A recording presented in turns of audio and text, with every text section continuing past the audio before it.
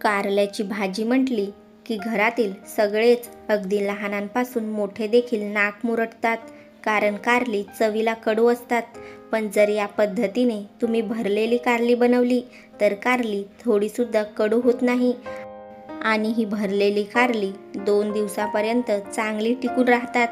तर चला वेळ न घालवता पटकन या रेसिपीला सुरुवात करूया.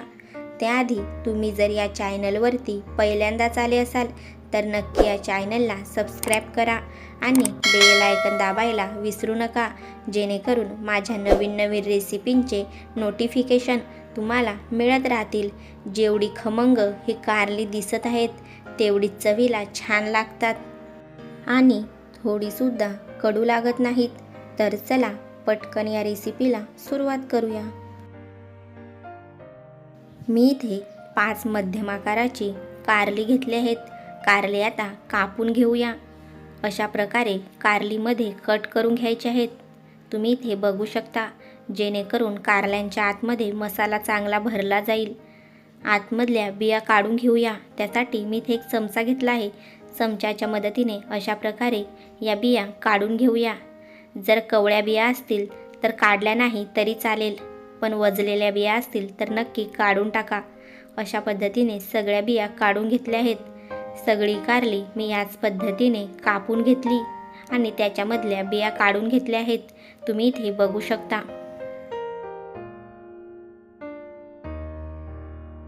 इथे 1 चमचा हळद आणि 1 चमचा मीठ घेतला आहे. मीठ आणि हळद चांगलं मिक्स करून घेऊ आणि या कारल्यांच्या आतमध्ये भरून घेऊया. चोळून चोळून असं भरून घ्यायचं आहे. तुम्ही इथे बघू शकता, जेणेकरून कारल्यांचा कडवटपणा निघून जातो आणि कारली खाताना कडू लागत नाही.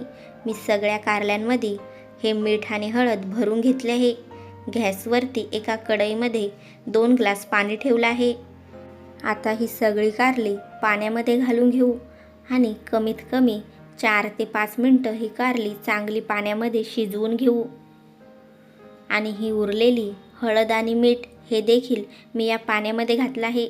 आता याच्यावरती झाकण ठेवून 4 ते 5 मिनटं हे चांगलं शिजवून घेऊ.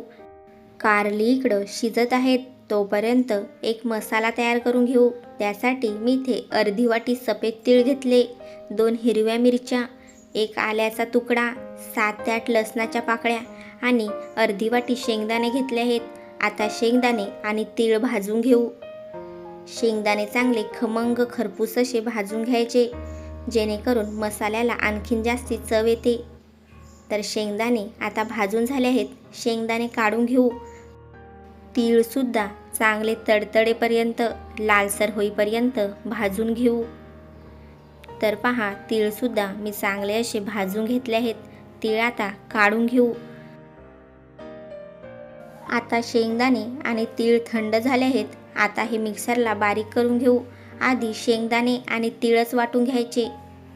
जर याच्यासोबत वाटताना तुम्ही मिरच्या, अद्रक आणि लसूण टाकला तर तीळ चांगले वाटणार नाही, म्हणून शेंगदाणे आणि तीळच आधी वाटून घ्यायचे. तर पहा, मी शेंगदाणे आणि तीळ इथे वाटून घेतले आहेत.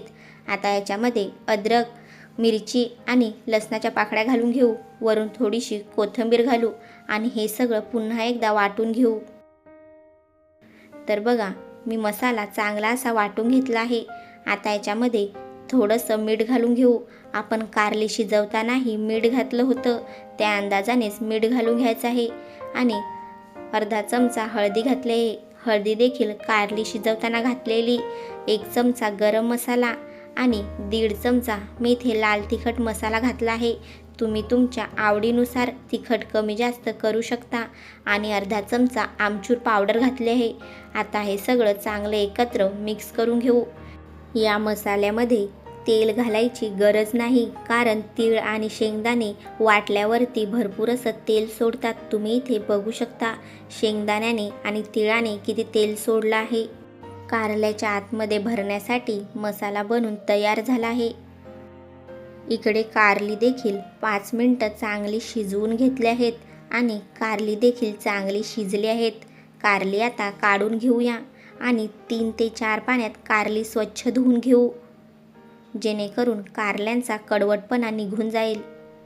कारली स्वच्छ धुवून आणि चांगली अशी पिळून घ्यायची आहेत. त्याच्यामधलं सगळं पाणी काढून टाकायचं आहे.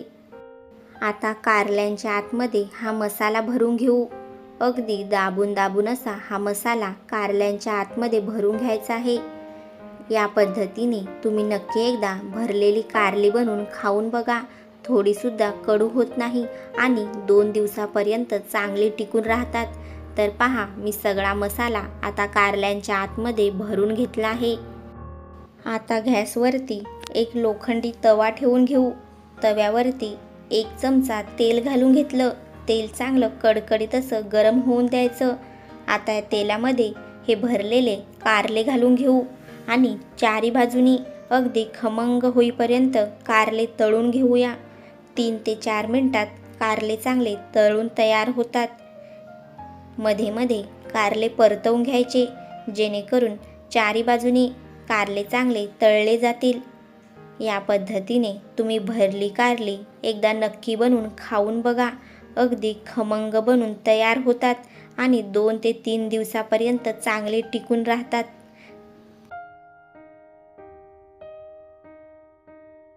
चारी बाजूने कारली चांगली 3 ते 4 मिनटं मी इथे फ्राय करून घेतली आणि तुम्ही इथे बघू शकता भरलेली कारली बनून तयार झाली आहेत.